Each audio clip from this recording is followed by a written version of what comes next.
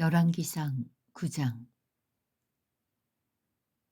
하나님께서 솔로몬에게 다시 나타나시다.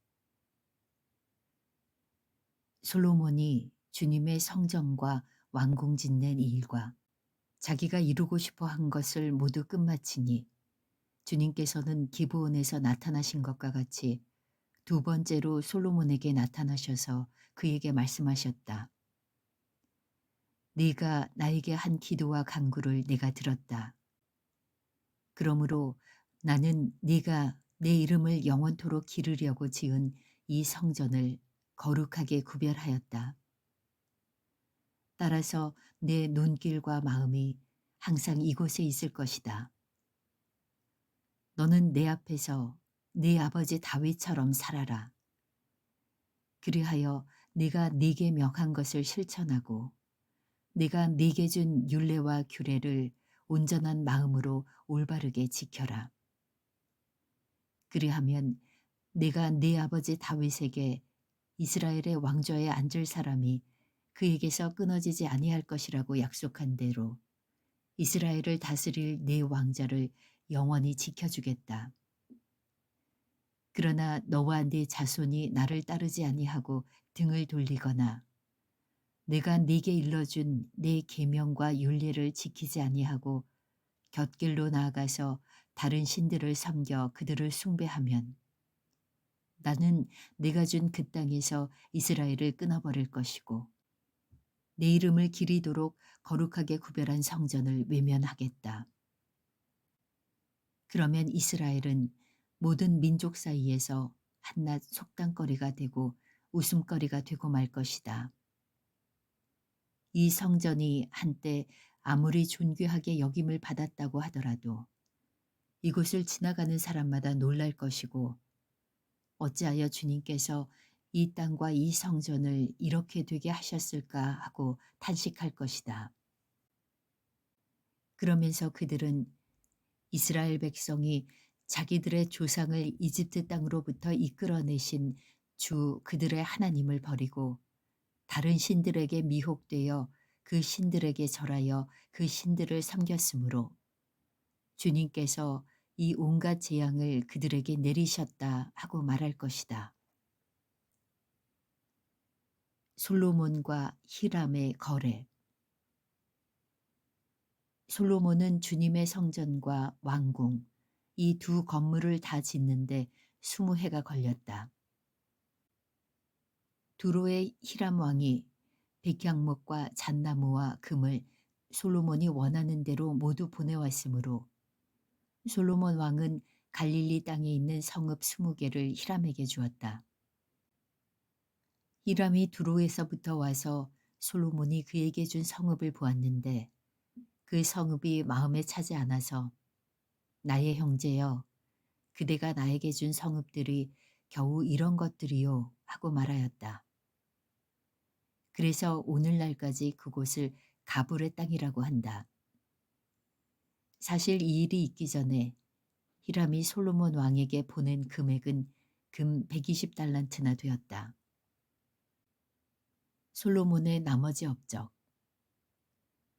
솔로몬 왕이 강제 노역군을 동원할 수밖에 없었던 까닭은 주님의 성전과 자기의 궁전과 밀로궁과 예루살렘 성벽을 쌓고 하솔과 무기또와 게셀의 성을 재건하는 데 필요하였기 때문이다. 이집트 왕 바로가 올라와서 게셀을 점령하여 불로 태워버린 일이 있었다. 그는 그 성 안에 살고 있는 가나안 사람들을 살해하고 그 성을 솔로몬의 아내가 된 자기의 딸에게 결혼 지참금으로 주었다. 그래서 솔로몬은 게셀을 재건하였다. 솔로몬은 강제 노역군을 동원하여서 낮은 지대에 있는 베토론을 재건하였다. 또 바알랏과 유다 광야에 있는 다드모를 세웠다. 그리고 솔로몬은 자기에게 속한 모든 양곡 저장 성읍들과 병거 주둔 성읍들과 기병 주둔 성읍들을 세웠다. 그래서 솔로몬은 예루살렘과 레바논과 그가 다스리는 모든 지역 안에 그가 계획한 것을 다 만들었다. 이스라엘 자손이 아닌 아모리 사람과 헷 사람과 브리스 사람과 히위 사람과 여부스 사람 가운데서 살아남은 백성이 있었다. 솔로몬은 그들을 노예로 삼아서 강제 노역에 동원하였다.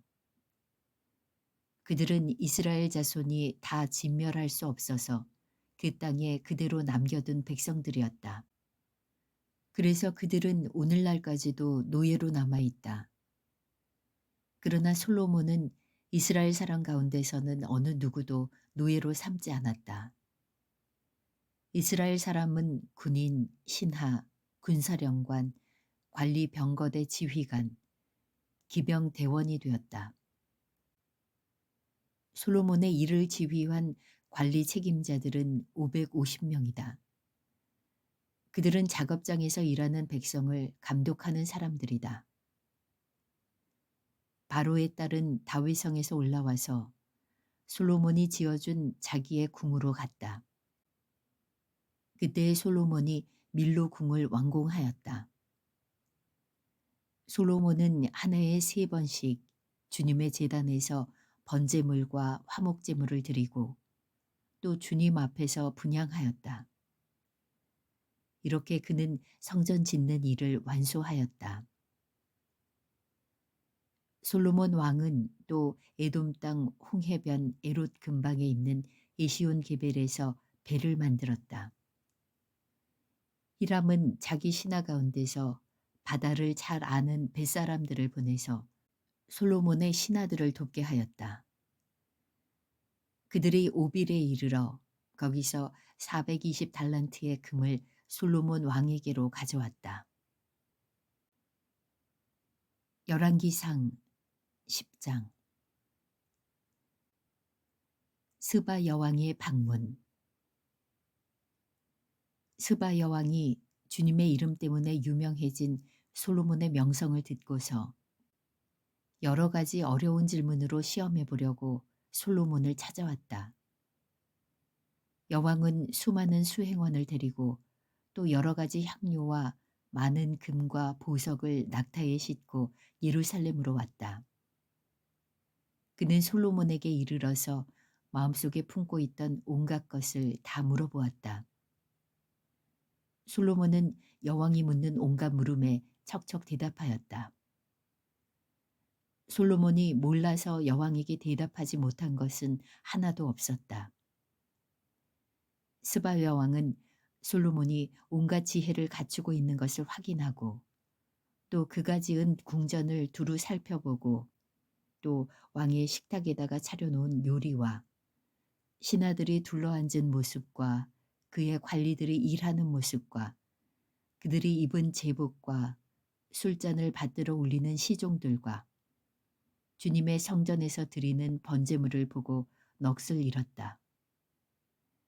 여왕이 왕에게 말하였다. 임금님이 이루신 업적과 임금님의 지혜에 관한 소문을 내가 나의 나라에서 이미 들었지만 와서 보니 과연 들은 소문이 모두 사실입니다.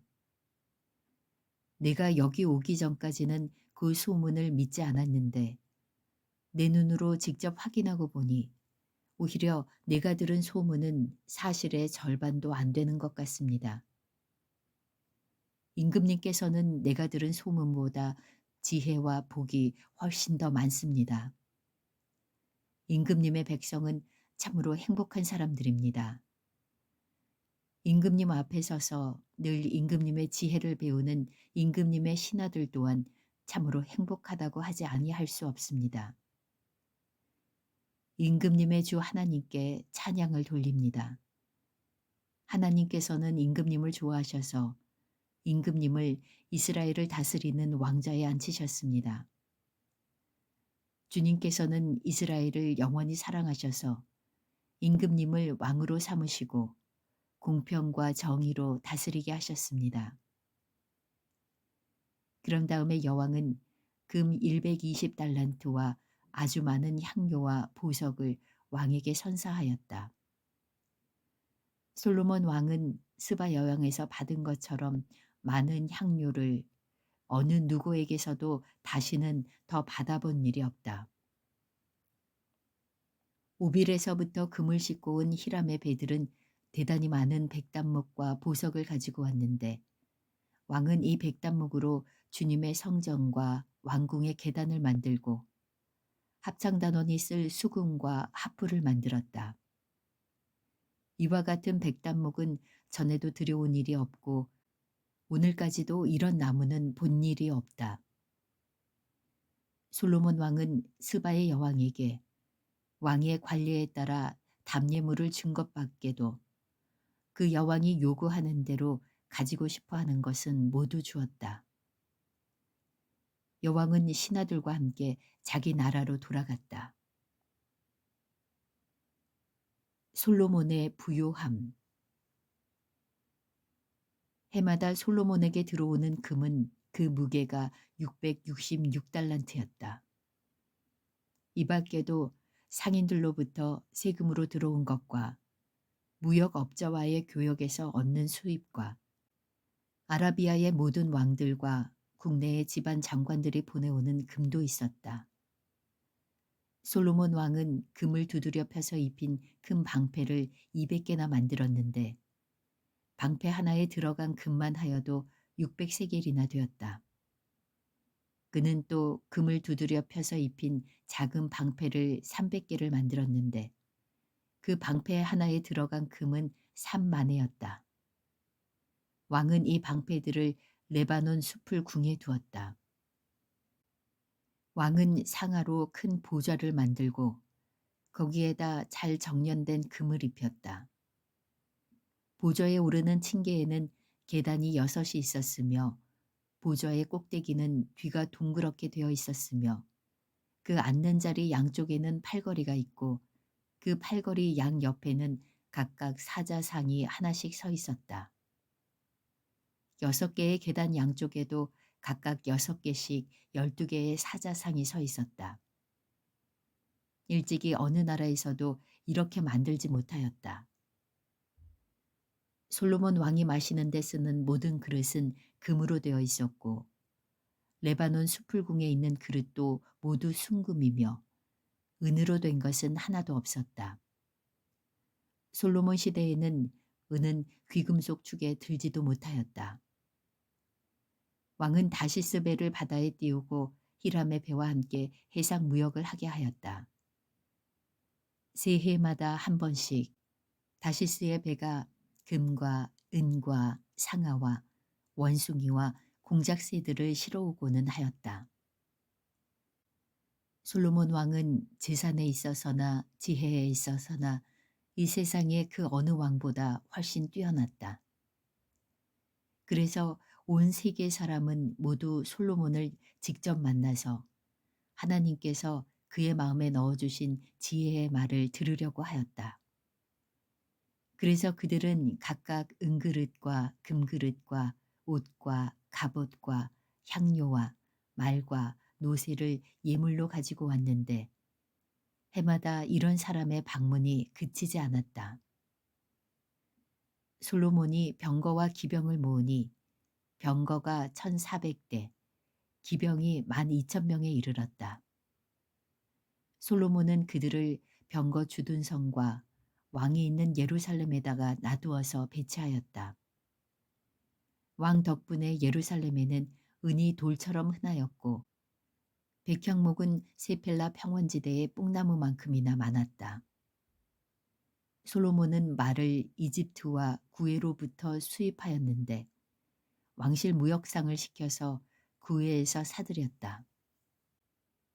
병거는 이집트에서 한 대에 은 600세겔을 그리고 말은 한 필에 은 150세겔을 주고 들여와서 그것을 해쪽의 모든 왕과 시리아 왕들에게 되팔기도 하였다. 열왕기상 11장. 솔로몬이 하나님에게서 돌아서다. 솔로몬 왕은 외국 여자들을 좋아하였다. 이집트의 바로의 딸 말고도 모압 사람과 암몬 사람과 에돈 사람과 시돈 사람과 헷 사람에게서 많은 외국 여자를 후궁으로 맞아들였다. 주님께서 일찍이 이 여러 민족을 두고 이스라엘 자손에게 경고하신 일이 있다. 너희는 그들과 결혼을 하고자 해서도 안 되고 그들이 청혼하여 오더라도 받아들여서는 안 된다. 분명히 그들은 너희의 마음을 그들이 믿는 신에게로 기울어지게 할 것이다 하고 말씀하셨다. 그런데도 솔로몬은 외국 여자들을 좋아하였으므로 마음을 돌리지 못하였다. 그는 자그마치 700명의 후궁과 300명의 첩을 두었는데 그 아내들이 그의 마음을 사로잡았다. 솔로몬이 늙으니 그 아내들이 솔로몬을 꾀어서 다른 신들을 따르게 하였다. 그래서 솔로몬은 자기의 주 하나님께 그의 아버지 다윗만큼은 완전히 하지 못하였다.